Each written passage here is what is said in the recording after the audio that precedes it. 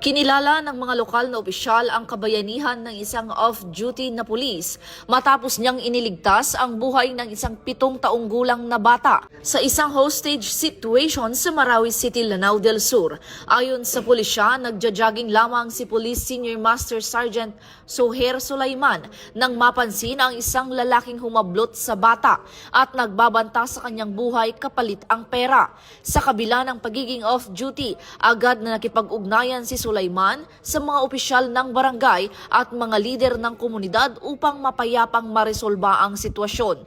Nang tumanggi ang sospek at patuloy na ilagay sa panganib ang bata, napilitan ang pulis na kumilos at pigilan ang hostage taker.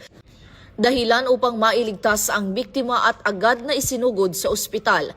Hinimok ng mga opisyal ng ProBar na parangalan ang pulis, patunay ng bagong PNP para sa bagong Pilipinas, serbisyong mabilis, tapat at nararamdaman.